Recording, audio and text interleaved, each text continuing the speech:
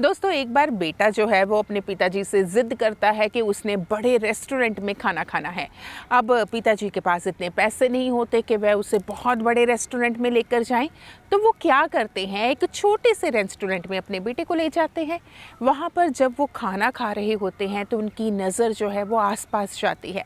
Restaurant की हालत बहुत ख़राब होती है, दीवारें गंदी होती हैं, उनमें से पेंट जो है वो उतर चुका होता है। इसी तरह से जो टेबल होते हैं वो भी सही हालत में नहीं होते, कुछ टूटे भी होते हैं और खाना जो है वो भी स्वादिष्ट नहीं होता है। तो बेटा है वो अपने पिताजी से पूछता है कि हम तो बहुत गरीब हैं, हमारे पास इतना कुछ नहीं है, जो भी हमारे पास है हम उसे खूबसूरती से रखते हैं, बहुत मेहनत करते हैं, लेकिन इस रेस्टोरेंट के मालिक के पास तो सब कुछ है, ज़मीन है, उसके ऊपर ये इतना अच्छा रेस्टोरेंट है, रेस्टोरेंट में फर्नीचर है, फिर ये जो मालिक है वो इस रेस्टोरेंट की परवाह क्यों नहीं करता, इसकी देख रेख क्यों नहीं करता और इस पर ध्यान क्यों नहीं देता, इसे अच्छा क्यों नहीं बना कर रखता।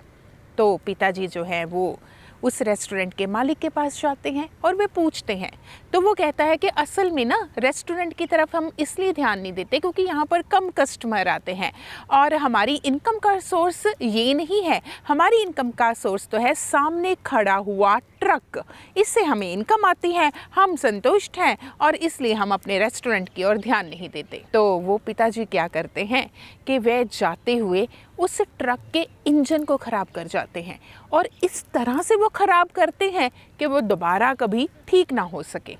तो साल डेढ़ साल जो है वो बीत जाता है। तो एक बार फिर जो है वो बेटा जो है उस रास्ते से निकलता है तो वो देखता है कि उसने साल पहले जिस रेस्टोरेंट में खाना खाया था जो बहुत गंदा था, आज वहाँ पर आलीशान रेस्टोरेंट खुल चुका है, वो भी 4-5 मंजिला और बेहद ही खूबसूरत है। वो अंदर जाता है, सभी तरफ खूबसूरत जो है वॉलपेपर लगे होते हैं, कितने लोग बैठकर खाना खा रहे होते हैं। वहाँ पर वो खाना ऑर्डर करता है और खाना भी इतना स्वादिष्ट होता है। तो उसके मन में बड़ी ही उत्सुकता पैदा होती है कि एक साल में ये चमत्कार कैसे हो गया।